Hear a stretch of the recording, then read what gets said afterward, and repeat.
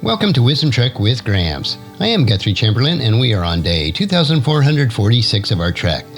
The purpose of Wisdom Trek is to create a legacy of wisdom, to seek out discernment and insights, and to boldly grow if you have chosen to grow before. Today is the 18th lesson in our segment of Theology Thursday.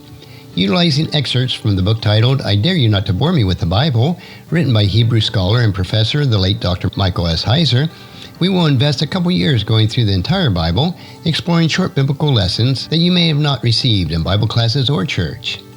The Bible is a wonderful book. Its pages reveal the epic story of God's redemption of humankind and the long bitter conflict against evil. Yet it is also a book that may seem strange to us at times. While God's Word was written for us, it wasn't necessarily written to us. Today's lesson is Sanctified Dirt.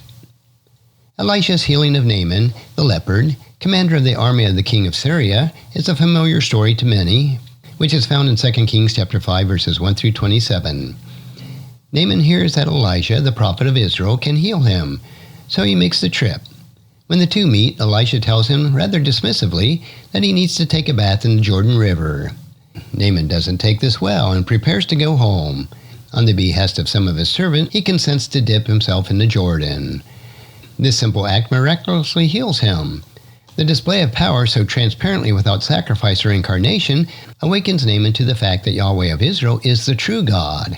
Here's where the story usually ends in our telling, but that would result in an omission of a very odd detail, what Naaman asked for to take back home. In 2 Kings chapter 5, verses 15 through 19, the elated Naaman returns to Elisha and begs him to take a payment for healing him. Elisha repeatedly refuses. Finally, before embarking on his trip to Syria, Naaman makes a strange request, to load 2 mules with dirt to take back with him.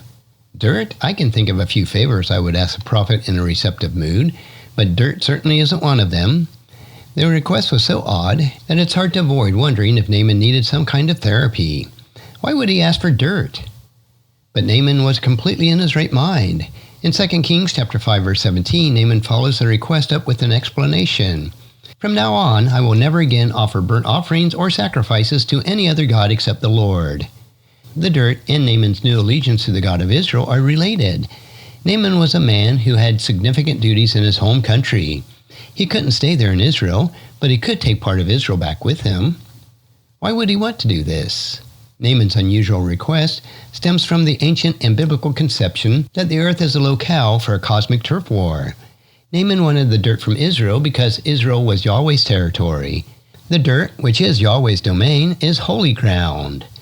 The idea of holy ground is an essential element in Israelite theology.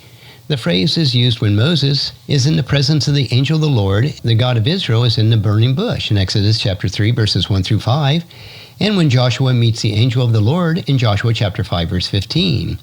More broadly, the idea derives from Deuteronomy chapter 32, verses 8 and 9, comparing it with Deuteronomy chapter 4, verses 19 and 20.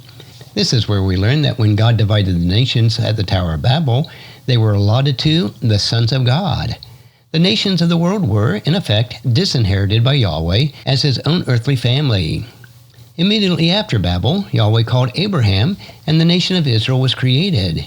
Israel was, therefore, Yahweh's portion, Deuteronomy chapter 32, verse 9, whereas all the other nations belonged to the sons of God whom Israel was forbidden to worship.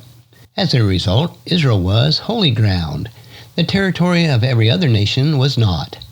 The rest of the Old Testament is the story of God's intention to reclaim every nation on earth. Elisha understood Naaman's request and granted it without hesitation. He knew that the request came from a sincere theological change of heart. Naaman believed in 2 Kings chapter 5, verse 15, Now I know that there is no God in all of the world except in Israel.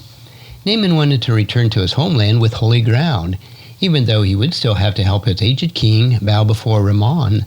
Naaman wanted Elisha to know that his heart belonged only to the God of Elisha.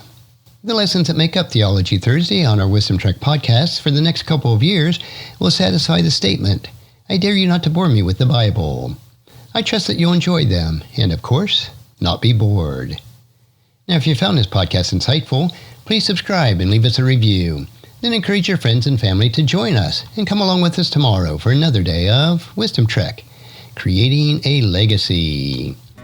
Thank you so much for allowing me to be your guide, your mentor, and most importantly, I am your friend as I serve you through the Wisdom Trek podcast and journal. As we take this trek of life together, let us always live abundantly, love unconditionally, listen intentionally, learn continuously, lend to others generously, lead with integrity, and leave a living legacy each day. I am Guthrie Chamberlain, reminding you to keep moving forward, enjoy your journey, and create a great day every day. See you next time for more daily wisdom.